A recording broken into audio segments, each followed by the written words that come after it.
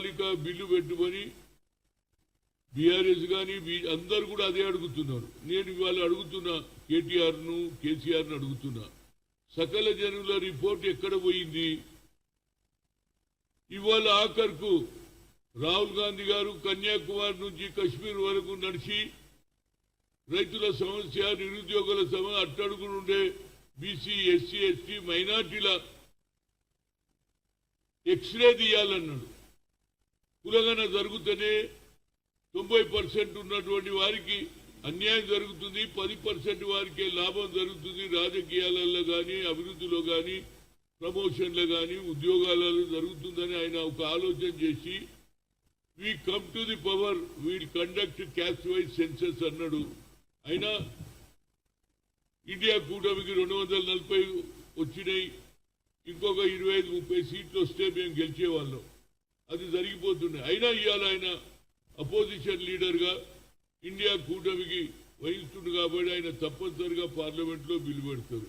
ఇదే సమయంలో కోర్టు కూడా, I'm really appreciating the judiciary, 3 నెలల లోపల కులగన రిపోర్ట్ ఇవ్వాలి అన్నారు.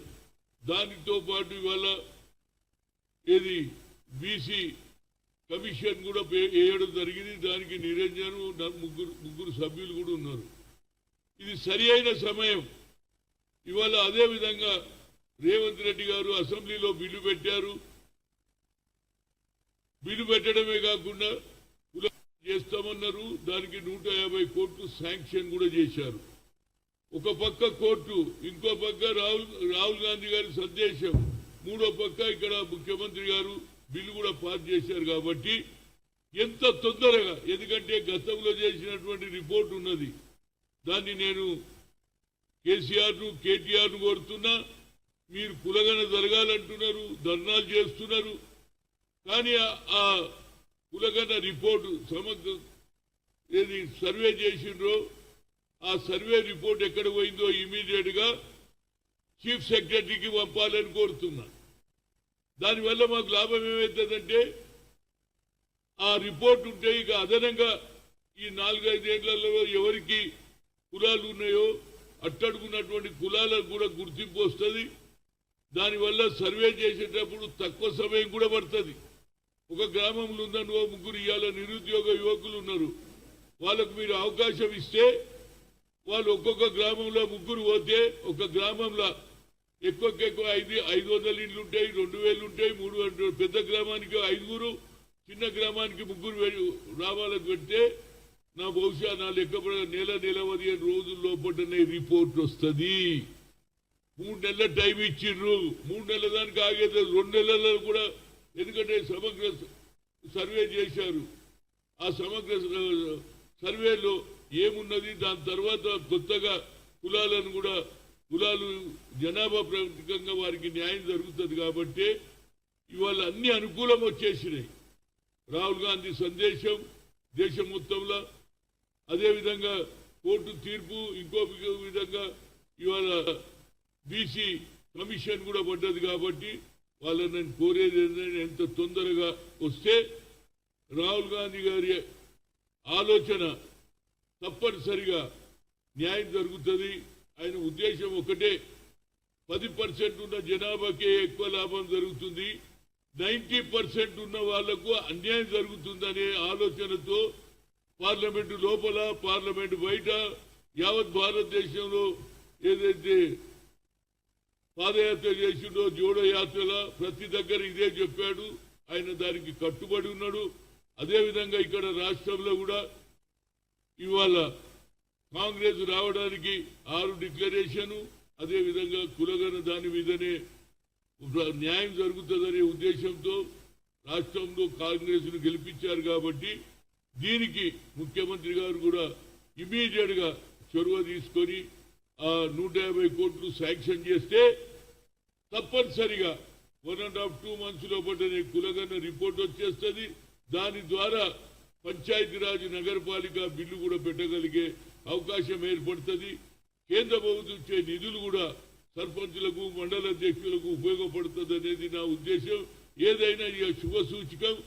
కోర్టు కూడా అన్నది 3 మంత్స్ లోపల రిపోర్ట్ రావాలన్నారు. ఇక దీన్ని ఎవడు ఆపలేడు. ఎవరు ఆపాలని ప్రయత్నం చేస్తే వాళ్ళే దెబ్బతింటారు.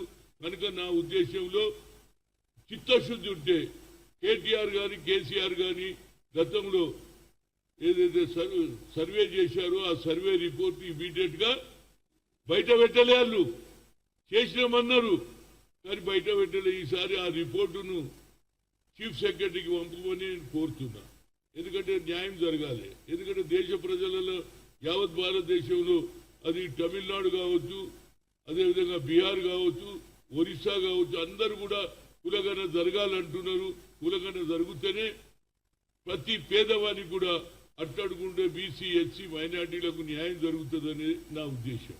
దయచేసి ఎంత తొందరగా ఈ కమిటీ రిపోర్ట్ కూడా తొందరగా ఇవ్వాలంటే ఇమీడియట్ గా కులగణ ప్రభుత్వం మొదలు పెట్టేస్తే రిపోర్ట్ వస్తుంది. రిపోర్ట్ ప్రకారంగానే రేపు పంచాయతీరాజ్ నగరపాలికలో ఎలక్షన్స్ లో బడుగు బలైన వర్గాలకు అవకాశం వస్తుంది. సర్పంచులు అవుతారు, మండల అధ్యక్షులు, జిల్లా పరిషత్ చైర్మన్లు అవుతారు. కనుక వాళ్ళకు అవకాశం రాజకీయంగా ఎదగడానికి రాహుల్ గాంధీ ఆలోచన చేస్తున్నారు. జిత్నా హిస్సేదారి యుక్తి భాగీదారు అన్నారు. According to their population their reservation will be high. అదేవిధంగా 50% సీలింగ్ కూడా 9th షెడ్యూల్ తీసేస్తాన్న ఏకైక వ్యక్తి భారతదేశంలో ఆయన రాహుల్ గాంధీ. కనుక నేను ఓబీసీ ఎంపీస్ కన్వీనర్ గా గతంలో ఐఐఎంలో రిజర్వేషన్ లేదని కొట్టేస్తే సుప్రీంకోర్టు కొట్టేసి దెర్ ఇస్ నో ఆల్టర్నేట్. అప్పుడు పార్లమెంట్ లో బిల్లు పెట్టాలని సోనియా గాంధీని అడిగితే సోనియా గాంధీ గారి మన్మోహన్ సింగ్ పెడితే బిల్లు పాస్ అయింది.